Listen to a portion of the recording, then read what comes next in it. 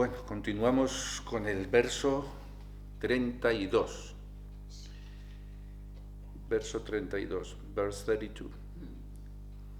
Oh Parta, dichosos los sátrias a quienes se les presentan semejantes oportunidades de pelea sin buscarlas, abriéndoles las puertas de los planetas celestiales. Y en el significado os puse, para los sátrias, la casta guerrera en el sistema de castas de la antigua India, es un honor y una oportunidad el tener que pelear en una batalla justa sin tener que buscarla. Es una oportunidad para demostrar su valentía y su habilidad en el combate. En la cosmología hindú se cree que los guerreros que mueren en batalla ascienden a los planetas celestiales, lo que se considera un honor y una recompensa. En muchas culturas guerreras, la muerte en la batalla se considera un camino honorable a la vida después de la muerte. Sin embargo, Krishna no está promoviendo la violencia por la violencia en sí, sino más bien alentando a Arjuna a desempeñar su deber como Kshatriya. Por último, es importante recordar que el concepto de Kshatriya no se limita solo a la guerra y la lucha. Los Kshatriyas también tenían responsabilidades como gobernantes, administradores y protectores de la sociedad. Su deber no era solo luchar, sino también proteger y administrar justamente a la gente. La lucha en este contexto es solamente una parte de un deber mucho más grande para mantener la justicia y la paz en la sociedad. Es importante cuando Krishna dice que se le presenta la oportunidad sin buscarla. En verdad se dice que un guerrero nato se debe a la búsqueda de la paz. Ese es su verdadero cometido. Y después en el Srimad Bhagavatam también se dice que hay dos tipos de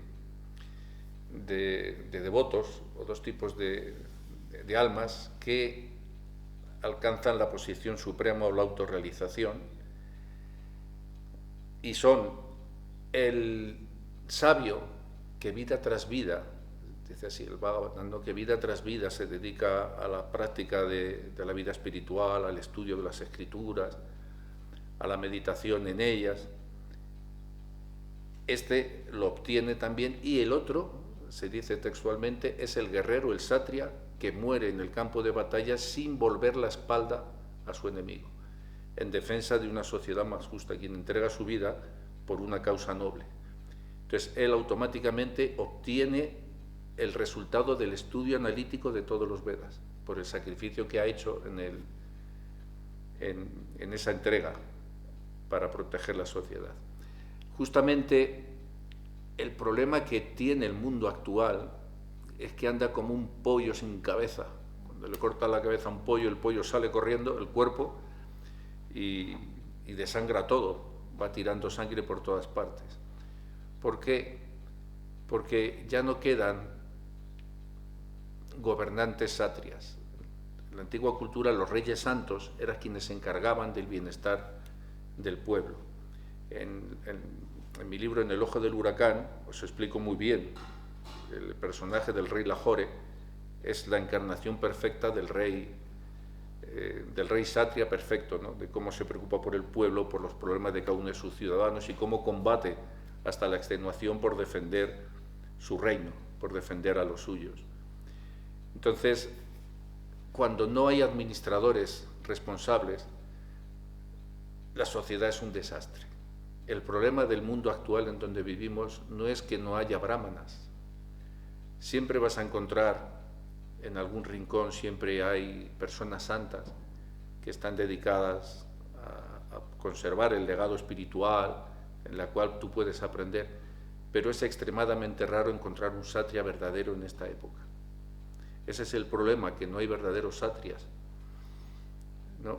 Hay melechas fuertes, embrutecidos, pero no son verdaderos kshatriyas, ¿no? Entonces, todas estas burradas que estamos viendo en las guerras que está pasando ahora, lo que habéis visto en Israel, cómo se aniquilan ciudades enteras, o esta guerra moderna, eso no es propio de gente de honor, ¿no? Y ese es el problema. Hay muy poca gente que imponga justicia de verdad, como hacían los antiguos reyes de la India. Y es importante lo que también dice aquí, que es sin buscarla. Es decir, un satria, un verdadero guerrero, no está todo el día por la calle sacando pecho y retando a alguien. A ver. No es nada de eso, es todo lo contrario. Y se dice eso, que el verdadero guerrero debe su vida entera a la búsqueda de la paz, no de la guerra. Aunque a veces, paradójicamente, para alcanzar la paz, tienes que desencadenar a veces la guerra. También en el Srimad Bhagavatam, Krishna dice que cuando esos gobernantes se vuelven, esos gobernantes demoníacos, con sus ejércitos, se vuelven una carga demasiado pesada para el planeta, dice, yo mismo actúo como el viento en un bosque de bambú y provoco el fuego de la guerra para que se aniquile. Da ese ejemplo porque a veces en el bosque, cuando sopla muy fuerte el viento, se dice que las cañas de bambú golpean unas contra otras y saltan chispas. Y esas chispas causan un incendio que arrasa el bosque. Entonces Krishna dice que él actúa sutilmente como el viento nadie lo ve, pero es la causa que subyace detrás para aliviar al planeta de esos ejércitos tan pesados. Y la historia está llena de ejemplos de estos, ¿no? Hitler cayó con todo su poder militar y fue destronado. Napoleón, Atila, cuando han sido así muy descaradamente demoníacos con esos ejércitos así para causar el mal, de una u otra forma al final, entre ellos mismos se aniquilan. El verso 33 nos dice, sin embargo, si no participas en esta contienda, tal y como dicta tu deber, entonces ciertamente que incurrirás en pecado por desatender tus deberes, y en consecuencia perderás tu buena reputación como guerrero. En la vida tiene gran importancia cumplir con los deberes y responsabilidades que nos son asignados según nuestra posición y vocación. Y esto es muy importante, y ahora lo explico un poquito más. En el caso de Arjuna, como satria, como guerrero, se espera de él que luche en la batalla. Si se retira de su responsabilidad, según las enseñanzas del Bhagavad Gita, estaría cometiendo una gravísima falta al no cumplir con su dharma o deber sagrado.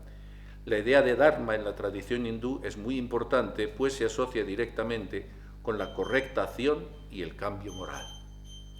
En este sentido, el versículo sugiere que la reputación de Arjuna y su honor como guerrero se verán afectados si no cumple con su deber. Se le insta a seguir adelante no solo por la victoria material, sino porque debe mantenerse en armonía con sus deberes espirituales y sociales. Podríamos relacionar esto con el pasaje en la Biblia, en la Epístola de Santiago 4:17, que dice, así que aquel que sabe hacer lo bueno y no lo hace, para él es pecado. Que bien te está diciendo, así que aquel que sabe hacer lo bueno y no lo hace, para él es pecado. La inacción en sí misma ya es un pecado, es el pecado de omisión. Sabes hacer lo bueno y no lo haces, te quedas de brazos cruzados. Este versículo también sugiere que hay una responsabilidad moral en actuar de acuerdo con lo que sabemos que es correcto y bueno. Si conocemos nuestro deber, en el caso de Arjuna, su deber como guerrero, y decidimos no actuar en consecuencia, entonces se considera que estamos faltando a nuestra responsabilidad moral. Ambos textos nos sugieren la importancia de la acción recta en la línea con nuestras responsabilidades y deberes. En el contexto del Bhagavad Gita se espera que Arjuna cumpla con su dharma como guerrero. En el contexto de la Biblia se espera que los creyentes actúen de acuerdo con sus conocimientos de lo que es correcto y bueno. Podemos relacionar esto con muchos ejemplos en la sociedad moderna, donde a menudo se espera que las personas actúen de acuerdo con las responsabilidades de su puesto o profesión. Por ejemplo, se espera que un médico trate a los enfermos o que un bombero combata los incendios y así sucesivamente. Cuando estos deberes no se cumplen, a menudo hay consecuencias muy negativas, tanto a nivel personal como social. El mensaje más profundo aquí es que cada uno de nosotros tiene un papel que desempeñar en la vida y cumplir ese papel con integridad y con honor es una parte importante del camino espiritual. Más adelante veremos también cómo Krishna en otro verso le va a decir a Arjuna que es mejor que cumplas con tu deber, aunque tenga imperfecciones, que tratar de cumplir a la perfección el deber de otro hombre, porque es peligroso seguir un camino que no te corresponde. A veces por envidia, por codicia, por tantas cosas, ¿no? Uno pretende suplantar o tratar de cumplir el deber de otro, ¿no? Es como la rana que se hizo pasar por pájaro, porque accidentalmente, uno de mis cuentos está escrito así, se llenó de aceite y se le pegaron plumas. Claro que cuando llegó el momento de que se reunieron todos los pájaros cantores en una gran competición, mientras que todos trinaban, la pobre rana solo pudo hacer corrar. Entonces es peligroso seguir un deber que no te corresponde. Justamente Duryodhana no era un mal administrador del reino. Duryodhana los asuntos del reino no los llevaba mal, se explica en el Majábharata. No era un mal administrador, pero le costó la vida, porque no le correspondía a él. Usurpó el papel que le correspondía a los Pándavas, y por eso fue aniquilado. Estaba tratando de cumplir a la perfección el deber de otro hombre, que era Yudhishthira, que era a quien le correspondía gobernar. Y entonces muchas veces uno, llevado por los celos, la envidia, el ansia de fama, de gloria, de reconocimiento y muchas otras cosas, pues trata de suplantar o adoptar papeles que no le corresponden, y eso es muy peligroso, porque no estás preparado para ello, y cuando vienen las dificultades todo colapsa.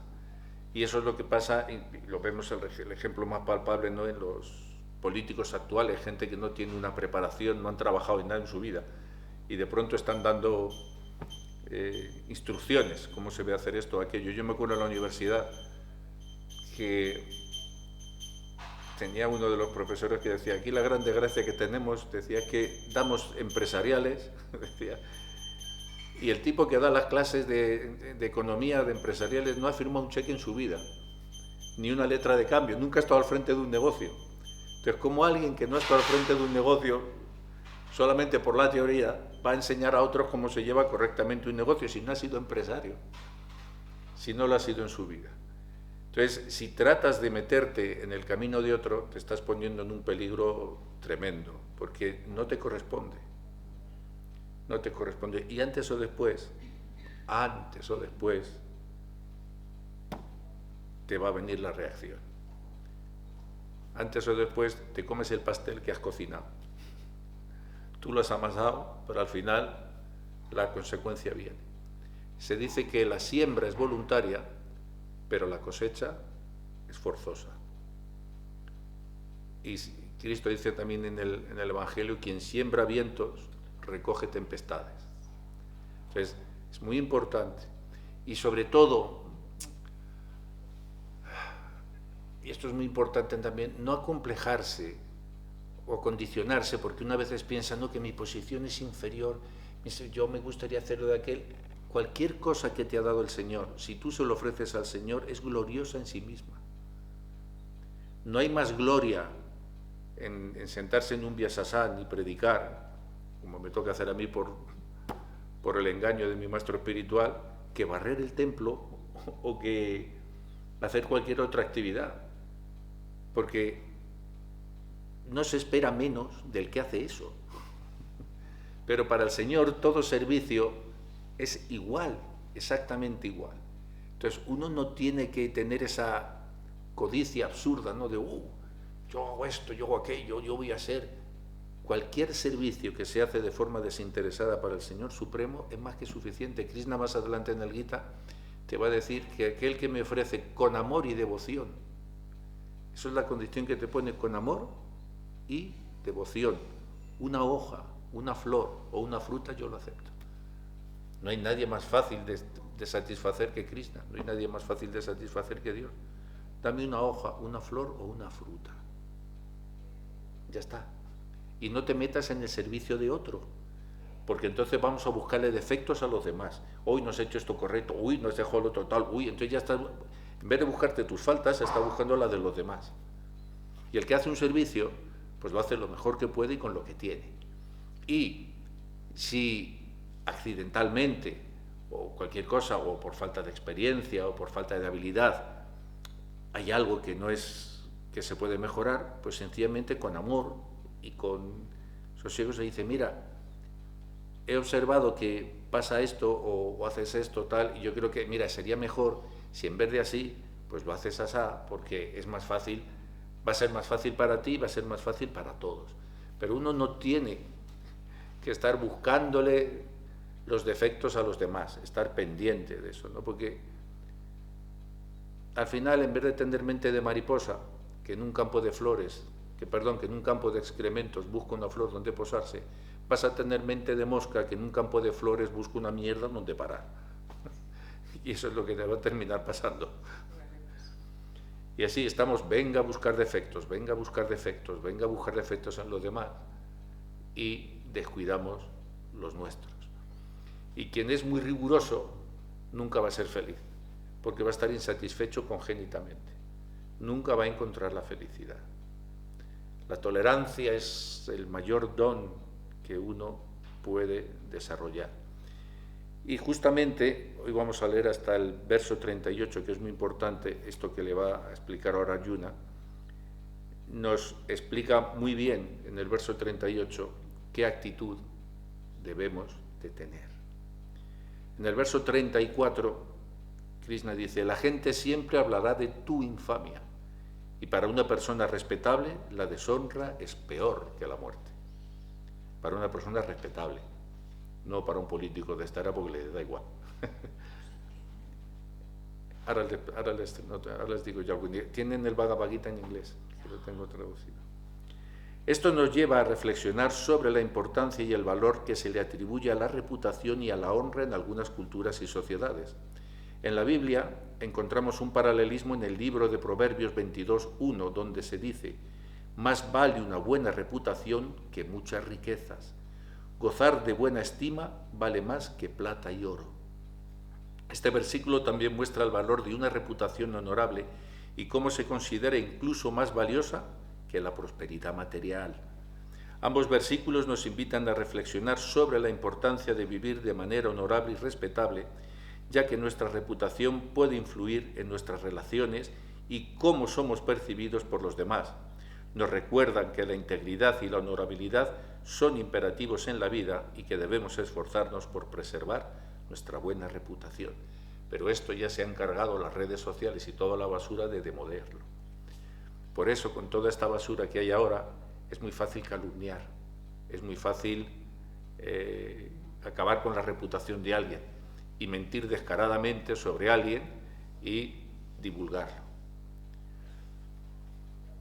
When Krishna is explaining in the previous verses, specifically in the when we started in the 32, when Krishna is talking about the opportunity that one Kshatriya has to fight in a battle and then to reach the celestial planets without looking for battle. And I was explaining that in this world, the worst thing that we have is that there is no real Kshatriyas. You can find sadhus. There will be always saint persons in one corner in the Himalayas, in every place, in one church, in one temple. You can find pious persons who can explain you regarding the scripture, regarding Krishna, regarding the Supreme Lord. But the problem nowadays is that there is no real Kshatriyas. There is no saint kings taking care of the society properly. That's why there is so many abuses, because there is no real justice in this world. Everything is managed by the money, by the interest. Even the justice, even in the court, it's very rare. It's very rare. Now, okay, there is some Jews that still they are trying, no, to fight with this, but even the Jews then, later they are quoted by the governor, because these governors are not Kshatriyas, are not kings.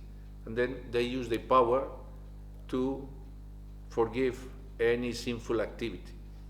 Okay, you did it, but now I am in the power, I put my hand, you get off the problem. You stole money, no problem. In the next covenant I will sign, you will be free. And this is written in the Bhagavad Gita, and in the Srimad Bhagavatam, I was explaining that it's written that there is only two kinds of person. They reach the self-realization. One is the pious man that life after life he's dedicated to worship deities on temple, to study the scripture like that. But the second one is the Kshatriya who died in the battle without turning back to his enemy, which fight for the justice. This man immediately he reached all the realization of all the scriptures, just because of this Eva in one life. If they fight in that mode, they can obtain this. And that's why they go to the celestial planets and they can become gurus, because they have this power coming from the Supreme Lord to be brave on the life. So now we are very sad time. And in the verse 34, Krishna is pushing Arjuna regarding his honor. And he said that for one respectable person, the dishonor is worse than death. But this is for people who are really truthful. But now, people say now, speaking bad or well about you is publicity. And that's why your leaders in this society, they have no scruples. They are in the news for stealing, making this, that, but after, they think always, after or before people will forget it.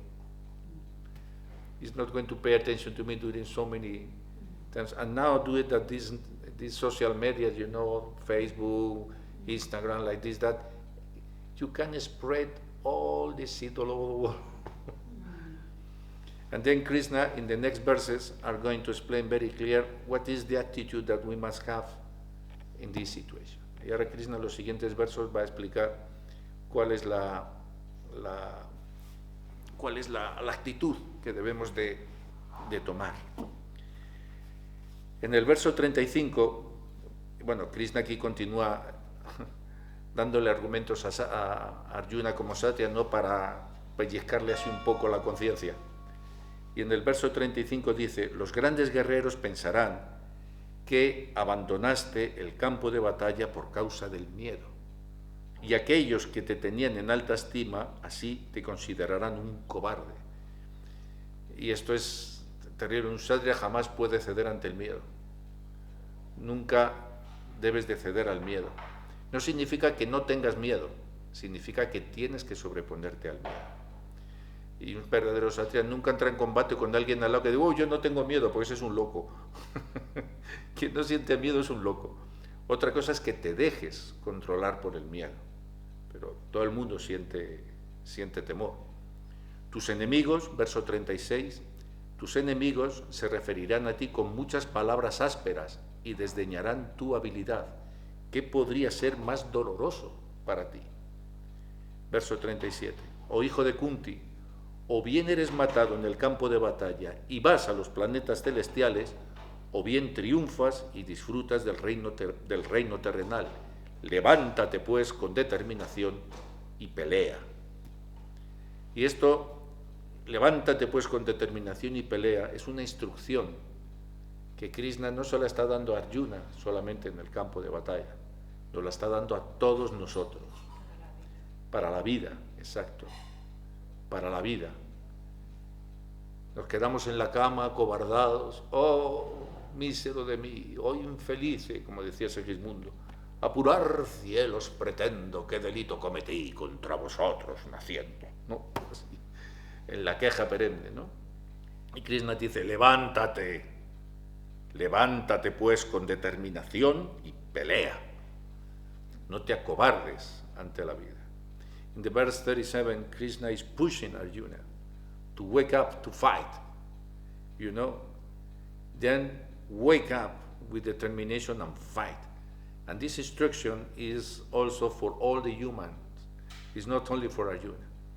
Because what happened is very easy to fall in the lamentation, you know, to fall in the regret attitude. Then you stay in the bed. Oh, I'm so poor, I'm so bad. And then it's that you wake up and fight. You have to continue living. Don't waste your life in regrettings. Continuously. No gastes tu vida en lamentaciones. Sigue adelante, porque todo es temporal. Y en el verso 38, Krishna comienza a dar una instrucción muy precisa. Now in the verse 38 is is when the starting the point very significant for all of us. Which attitude we have to have in this life. Aquí vamos a ver ahora qué actitud es la que tenemos que mantener en la vida. Escuchad bien, listen carefully. Considera iguales el placer y el dolor, la ganancia o la pérdida, la victoria y la derrota, y prepárate a ti mismo para la batalla. De esta manera jamás incurrirás en pecado alguno. El Bhagavad Gita promueve un enfoque estoico hacia la vida, es decir, uno debe permanecer equilibrado tanto en la adversidad como en la prosperidad, sin ser arrastrado por los extremos de la alegría y el sufrimiento, la ganancia y la pérdida, o la victoria y la derrota. Este es un mensaje universal que se encuentra en muchas tradiciones espirituales y filosóficas alrededor del mundo. El enfoque estoico, originario de la filosofía estoica antigua, tiene mucho en común con la actitud promovida en el Bhagavad Gita. Los estoicos creen que la virtud, en el sentido de sabiduría práctica, es el mayor bien en la vida. Para ellos, el objetivo es mantener la tranquilidad y evitar en lo posible emociones negativas como el miedo, la ira o la desesperación. Los estoicos argumentan que no tenemos control sobre los eventos externos. Solo controlamos nuestra respuesta a ellos. Entonces, la clave de una buena vida y tranquila está precisamente en entender lo que está bajo nuestro control y aquello que no lo está. No podemos controlar lo que sucede en el mundo, pero sí podemos controlar nuestras propias actitudes y respuestas. Epícteto, uno de los filósofos estoicos más famosos, formuló la dicotomía del control, que básicamente dice: de las cosas que existen, algunas están en nuestro poder y otras no. Están en nuestro poder el juicio, el impulso, el deseo, la aversión y, en una palabra, todo lo que es nuestra propia acción. Todo lo que es nuestra propia acción. Las cosas que no están en nuestro poder son el cuerpo, la propiedad, la reputación, el cargo y, en una palabra, todo lo que no es nuestra propia acción. Por lo tanto, al igual que el Bhagavad Gita, sugiere que uno debe mantenerse equilibrado en medio de la ganancia, la pérdida, la victoria y la derrota. El estoicismo nos insta a centrarnos en nuestras propias reacciones y respuestas, en lugar de preocuparnos por los eventos que están más allá de nuestro control. En el corazón del estoicismo se encuentra la idea de la aceptación, aceptar cada momento tal como es, sin juzgar si es bueno o malo, porque en última instancia lo que importa no es lo que nos sucede, sino cómo reaccionamos a lo que nos sucede. En la Biblia, por ejemplo, en Filipenses, en 4:11-13, el apóstol Pablo dice, y esta es una de mis citas favoritas de las cartas de Pablo, fijaros qué bonito lo que dice: he aprendido a estar contento en cualquier circunstancia en que me encuentre. Sé lo que es vivir humildemente y lo que es vivir en la abundancia. Estoy plenamente familiarizado con todo y en todas las circunstancias, harto o hambriento, con abundancia y necesidad, todo lo puedo en Cristo que me fortalece. Fijaros qué bonito, ¿no? Estoy plenamente familiarizado con todo y en todas las circunstancias, harto y hambriento. Él lo conoció todo. Pablo era era cultísimo, era un alto cargo de la política israelí, de los judíos, estaba muy bien situado económicamente, de hecho era romano, tenía ciudadanía romana. Por eso a Pablo no lo ejecutan en la cruz, sino cuando están en Roma cuando lo ejecutan le cortan la cabeza con una espada, porque a los ciudadanos romanos no se les sometía a ese castigo, ¿no? El ciudadano romano tenía derecho a ser decapitado, y Pablo era ciudadano romano, tenía ciudadanía romana. Y él lo dice: harto o hambriento, con abundancia y con necesidad, y todo lo puedo en Dios, lo que viene a decirte que me fortalece. Si Dios está en mí, con Dios todo lo puedo. O sea, aquí Pablo precisamente está transmitiendo un mensaje similar al del Bhagavad Gita, es decir, la importancia de mantener la ecuanimidad en todas las circunstancias de la vida, ya sean buenas o malas. En otras palabras, se recomienda cultivar una actitud de aceptación y resistencia frente a la variedad de experiencias que la vida puede ofrecer. Fijaros, Epícteto lo define muy bien: las cosas que están bajo la dicotomía del control. Pero fijaros que lo primero que dice, las cosas que no están en nuestro poder son, y lo primero que menciona es el cuerpo. Todo el mundo está muy el cuerpo no está bajo tu control. El cuerpo no está bajo tu control. Estás aquí, de pronto hace el corazón, ¡pum!, se paró. O te dio un cáncer, o te dio Sí, tú puedes cuidarlo, ¿me entiendes? Una cosa es que no provoques las cosas, pero no está bajo tu control. De hecho, el cuerpo no está bajo tu control porque ni siquiera puedes evitar ir al cuarto de baño. El cuerpo te dice: te toca ir al váter, ande, dile que no. No vayas y verás la que te ha buscado. O sea, algo tan sencillo: no bebas agua, no duermas, y ya verás lo que te pasa. Oh, estoy cansado. No me voy a dormir porque yo controlo el cuerpo. Te vas a dormir encima de una piedra. No duermas y verás. No está bajo tu control. No puedes evitar sentir frío o calor a través del cuerpo. No puedes evitar nada de eso. Lo primero que te dice, ni siquiera tu cuerpo, lo primero es tu cuerpo. Lo que tú te crees que eres, ¿cómo vas a hacer eso si no lo controlas? Si tú fueras el cuerpo, tendrías pleno control sobre el mismo. Lo que es, no puede no ser. Tendrías pleno control sobre el cuerpo. Luego está claro que tú no puedes ser el cuerpo. Otra cosa es que te sirvas del cuerpo, que sea un instrumento para tu encarnación, para lo que estás haciendo, pero tú no eres el cuerpo, ni muchísimo menos. Ni muchísimo menos. This verse in the 38 is good that you read again at home in English, because it's a deep explanation of how the great philosopher, the Stoicism, is explaining similar concept that the Bhagavad Gita is explaining. Because the aim of this work is to show how this knowledge is spreading all over the world and in different places, just like the trees that appear in one forest, but they are united by the roots, or the water that appear in one wheel here, one wheel there, but there is one subway river which is providing the same water to all of them. Y esto es muy importante en esta obra, en este Bhagavad Gita, porque aquí os pretendo mostrar cómo el conocimiento, por eso es, entendiendo el Bhagavad Gita, una enseñanza universal, ¿no? Cómo la enseñanza espiritual lo permea todo en todas las culturas. Es como los pozos.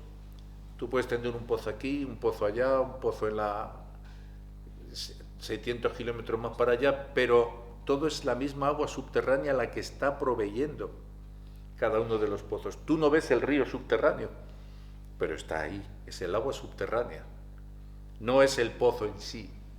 Entonces, el que tiene una visión corta, ¿no? el que es un fanático religioso, piensa que su brocal y su pozo es único, ¿no? Y que su pozo es el verdadero porque su pozo es el que tiene agua, y se piensa que los demás están secos, ¿no? Este es el agua que es mía, este es mi pozo, y mi pozo es el más bonito. Y entonces te crees el rey de los pozos, que eso es él el rey de los superficiales. Entonces no te estás dando cuenta, por eso hay fanatismo religioso, porque acá uno se cree que su fuente es única, su interpretación es única, ¿no? Y uno se envanece, ¿no? Como la rana que quiso compararse con el océano, ¿no? ¿Sabéis la historia de que hay una rana que vive en un pozo y cae, a veces al llover, se forman, en los mares se forman mangas de agua? Habéis visto que de pronto el viento hace un y sube los peces, incluso los peces para arriba. Yo he visto llover peces una vez en la manga, una manga de San Martín y tal, y levantó y estaban cayendo peces. Bueno, pues cae un pez al pozo y la rana le ve esto y dice, guau, con este voy a vacilar yo.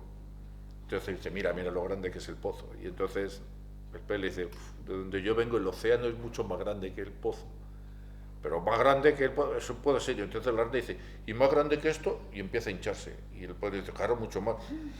¿Y más grande que esto? Sí. ¿Y más grande que esto? Y dice, sí, hasta que la rana explotó. Tratando de alcanzar la grandeza. Así es el necio que piensa que su religión es la suprema, que no hay nada comparable, ¿no? Y que el que no está bajo al amparo exclusivo, ¿no?, de su religión, pues los demás se van a condenar al infierno. De por ahí quienes dicen incluso que hay números clausus, que son 300 y pico mil, 400.000, y si tú te haces de esta religión, te entras en una lista que son los elegidos, ¿no? Y cosas de estas. Y cosas de estas. Pero como veis, es lo mismo. A veces está explicado con más profundidad, a veces está adaptado para un pueblo en concreto, en una época en concreta, pero lo que subyace es lo mismo. Y en el verso 39, Krishna va a comenzar a explicar qué es el Bhakti Yoga. Y eso lo vamos a continuar la próxima semana. Pero bueno, vamos a llegar hasta el verso 39 y nos quedamos allí, en el momento crucial. Krishna dice en el verso 39, oh Partha, hasta aquí te he descrito la verdad sobre el autoconocimiento. Krishna comienza el Bhagavad Gita explicándote qué es el alma, que no puede ser quemada. Conócete a ti mismo, hombre, es lo que le viene a decir. Estás confundido incluso con respecto a quién eres tú. Estás confundido a quién eres tú físicamente, espiritualmente y materialmente, ¿no? Y Krishna ahora en el 39 dice, oh Partha, hasta aquí te he descrito la verdad sobre el autoconocimiento. Ahora escucha el conocimiento acerca del Bhakti Yoga, o lo que es lo mismo, el amoroso servicio al Señor Supremo, a través del cual podrás librarte completamente de las ataduras de la acción. Chon, chon. Y en el significado dice, ahora asistimos a un cambio muy importante y significativo en el discurso del Bhagavad Gita, de la filosofía del autoconocimiento, la verdadera naturaleza del alma y el universo, a la práctica del Bhakti Yoga, que es la vía del amor y la devoción hacia la divinidad. Este es el camino que se dice que libera al individuo de las ataduras del karma o las consecuencias de sus acciones, lo que permite al individuo alcanzar la liberación espiritual. El Bhakti Yoga se basa en la idea de que la relación entre el alma y Dios es fundamentalmente una de amor y devoción. A través de la práctica de Bhakti Yoga, que incluye actos de adoración, oración, canto y meditación, uno puede cultivar un profundo amor y devoción por Dios. Esta relación amorosa con la divinidad se considera el medio más seguro y directo para alcanzar la liberación del ciclo de nacimiento y muerte. También se nos muestra la visión védica de que hay diferentes vías o yogas hacia la realización espiritual, cada una adecuada para diferentes tipos de personas según sus inclinaciones y capacidades individuales. El Jnana Yoga es el camino del conocimiento y se dirige a aquellos que tienen inclinaciones intelectuales. El Karma Yoga es el camino de la acción desinteresada y se dirige a aquellos que son activos en el mundo. Y el Bhakti Yoga, el camino de la devoción, se dirige a aquellos que tienen una inclinación emocional y buscan una relación personal con la divinidad. El Bhakti Yoga sobre todo es para emocionales. Nos dice que el autoconocimiento y la devoción no son mutuamente excluyentes, y esto es importante. El autoconocimiento y la devoción no son mutuamente excluyentes, sino que muy al contrario, se complementan entre sí en el camino hacia la liberación espiritual. Es precisamente a través del autoconocimiento que uno comprende la verdadera naturaleza del alma y del universo, y es a través de la devoción que uno puede trascender el ego y las ataduras del karma para unirse con la divinidad.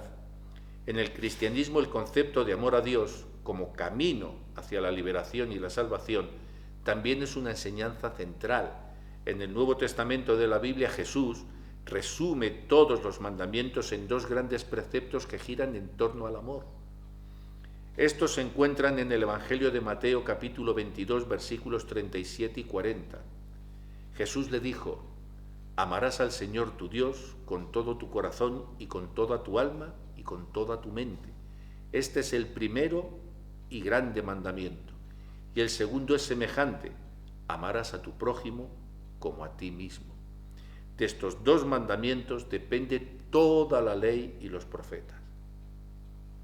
El mensaje resalta la importancia del amor a Dios y al prójimo en la vida espiritual del cristiano, un tema que se encuentra en paralelo en la enseñanza del Bhagavad Gita, en el Bhakti Yoga.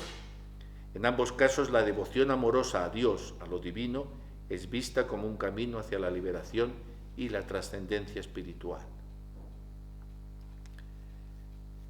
Y este es el inicio de la parte fundamental del Bhagavad Gita, ¿no? Cuando explica Krishna el Bhakti Yoga. Después va a explicar los otros procesos, pero el Bhakti es un camino emotivo y no es excluyente, porque tenemos esta maldita costumbre, ¿no?, de pensar: yo tengo lo mejor, yo tengo que tener lo mejor, voy a tener yo, si tengo que ser médico soy el mejor, si tengo que ser padre soy el mejor padre, voy a ser, ¿no? Y arrogantemente soy el mejor amante y yo soy el...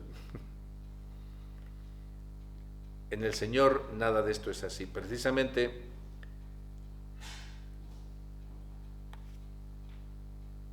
el autoconocimiento y la devoción es lo que nos va a llevar a la autorrealización, a las realizaciones. Purushottam me preguntaba en el grupo que tenemos de WhatsApp, me estaba pidiendo que hablara, que os explicara cómo es las realizaciones, cuándo llegan, cómo se producen, ¿no? Entonces, parte de la respuesta ya la tienes en el verso 39. Pero voy a ver si me da tiempo esta semana y voy a grabaros un especial de la casa respondiendo a Purushottam la pregunta que ha hecho, pero ya tenéis una pista porque va muy vinculada justamente a este verso 39. Y trataré de pormenorizaros, ¿no?, cómo podéis notar las realizaciones. Porque a veces las realizaciones es como el crecer de las plantas, o como nuestro crecer en la niñez, ¿no? Ni lo oyes, ni lo percibes, pero está.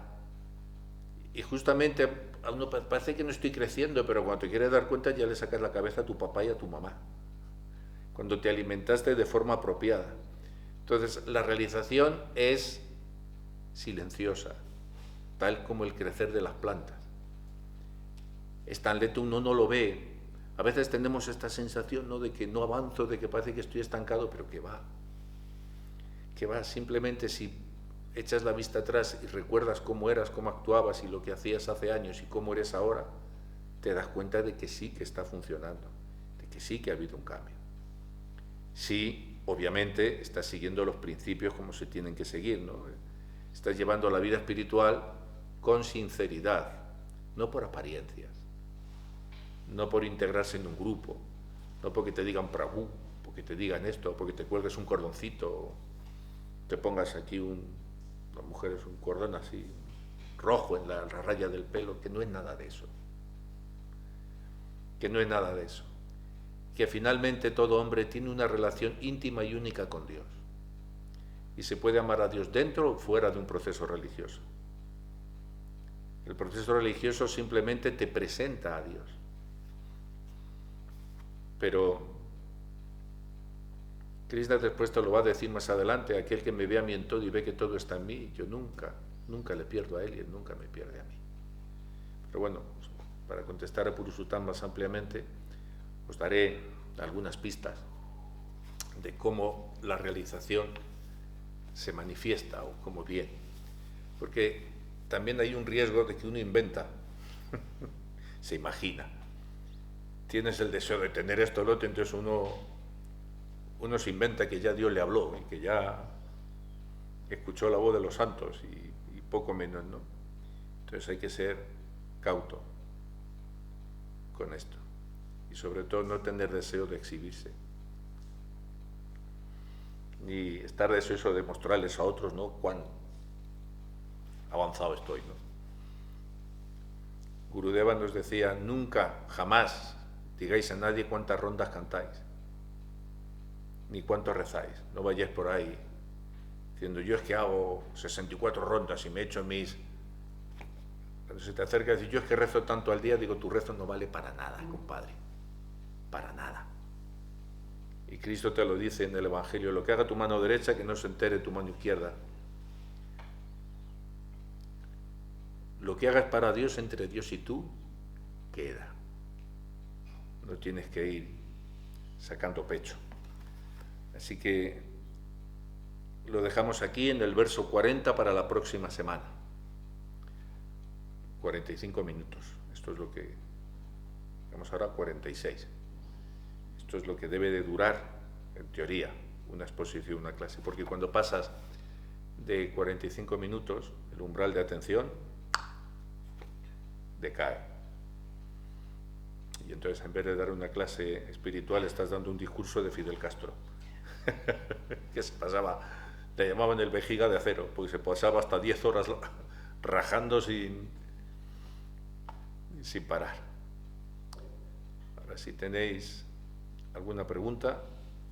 Sí, yo tengo una pregunta. No tenemos el control del cuerpo, pero sí que le controlamos con lo que le damos.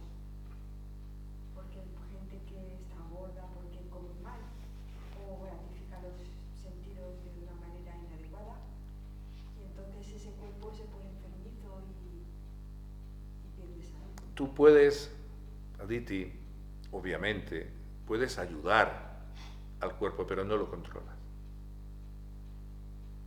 No lo controlas. El cuerpo es autónomo. Tú puedes decir: dejo de respirar hace un rato, pero el cuerpo solo tiene funciones que son completamente autónomas.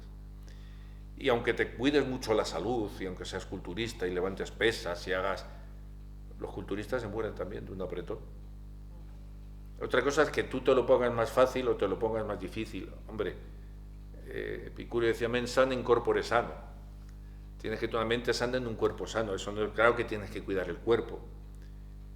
Sobre todo, el cuerpo debes de cuidarlo porque el cuerpo es el templo del alma. El cuerpo es el templo donde está el alma. Entonces nadie entra a una iglesia y caga en mitad de una iglesia.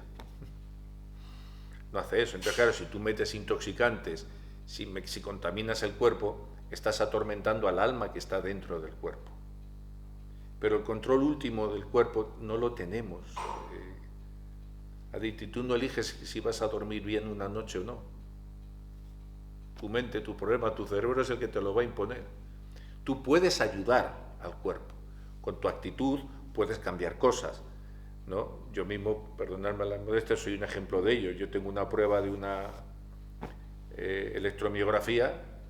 Se reunió en el hospital y dijeron: mira, no entendemos por qué caminas, por qué mueves las piernas, porque con la prueba esta que tiene es el único paciente que no sabemos por qué está moviendo las piernas. Claro, tu voluntad puede hacer cosas, puedes ayudar, pero finalmente, Aditi, si mi cuerpo dice: aquí te vas, uno de mis amigos más queridos de la infancia, vecino puerta con puerta, con 30 y pico años, un chico que había estado en la Guardia Real, soldado de élite, súper sano, tal, estaba dándole un yogur a su hija, pequeñita, hizo ¡pum! Y ahí se quedó. Y se quedó la niña sentada en la trona hasta que vino la madre y el padre muerto allí. Imagínate, ¿no? Mi querido Antonio Asíes. Pero hizo ¡pop! O sea que controlas, ayudas al cuerpo.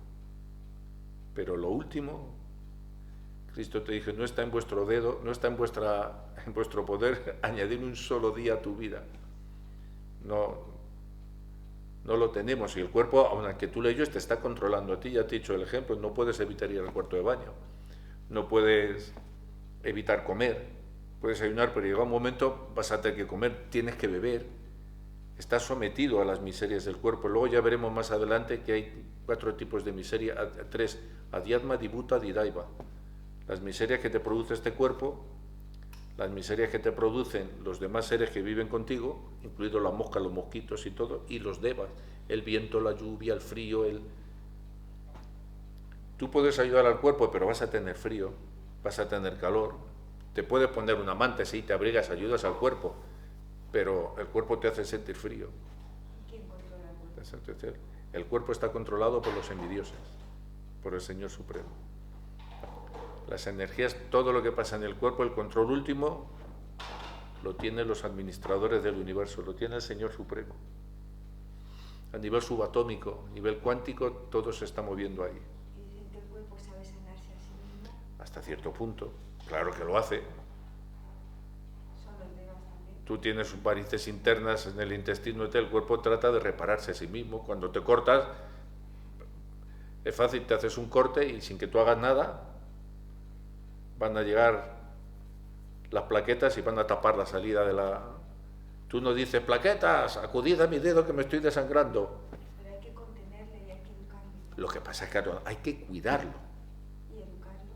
Claro, obviamente, con pues, eso es una higiene postural, hay muchas cosas. Tienes que cuidarlo y tienes que ayudarlo. Pero el control último no lo tienes. No lo tienes. El mejor médico, el mejor fisioterapeuta, el mejor especialista tiene que ir al médico. Termina yendo al médico. Enferma también. Y el médico tiene que ir al médico. Porque no tenemos el control. Por mucho que queramos, tenemos el control de muy pocas cosas. Pero sí podemos tener el control de nuestra actitud frente a las cosas que nos pasan. We are going to stop here. Aditi was asking regarding that she was telling that we have no control of the body, but we can do something for the body. We can educate the body. Yes, you must take care of your body because your body is the temple of the soul, and where the soul is living, our body is a church because Paramatma is inside and our soul is inside. So nobody pass stool in the church. Nobody go in the middle of the temple and put what shit in the middle of the temple. So when we are taking drugs or when we are doing like this, then we are offending the Supreme Lord which is living inside of us. We have to take care of the temple, but the final control we don't have. I gave the example of one of my close friends from Chilwood, my neighbor. In front of me, we played together, and we went together to the school, and then he joined the Royal Forces, the Royal War. He was first class of soldier, strong. He was giving one yogurt when 35 years. He was giving one yogurt to his daughter, a small daughter, while his wife was working. He was giving one yogurt, and then his brain collapsed and fell down dead. Suddenly, pop! And the poor daughter, 5 hours in the chairs, crying, and the father dead on the floor till the mother come back. So we don't have the final control. So we don't have to be afraid. I'm going to death. I feel one pain. Oh, maybe this is because I have cancer. No, be careful. Everything is under the control of the Supreme Personality of Godhead. And I get the example why doctors don't understand why I'm moving my leg. Because all the tests say this, we don't know why are you walking or how are you recovering again. But because the Lord is taking control. So we don't, the final control we don't have. We must take care of the body because it's something that is given to us not like a property, like a borrow. And we have to give back. Yes, we have to give back. It's a borrow of the Lord. So if I gave you one jacket, I borrow you and say to Nanda, Nanda, I borrow you this, go out of this covenant. Then he gives me back completely destroyed. No. Then I'm going to say, oh, such a person, then I will chastise him. You know? Similarly, the Lord is giving us this body just to borrow. It's a borrow of the nature. I have to give back in the very best condition possible. And I did the very best use for the body that you gave it to me. I use my body to help others, to live happily, to improve my spiritual life. Porque el cuerpo que nos es dado es un préstamo, Aditi. Estoy diciendo en inglés. Nos lo están prestando. Es un préstamo que nos hace la naturaleza y se lo tenemos que devolver, polvo al polvo. Entonces, si alguien me presta a mí un abrigo, o yo le presto a un abrigo, y te lo devuelven hecho unos zorros rotos y todo,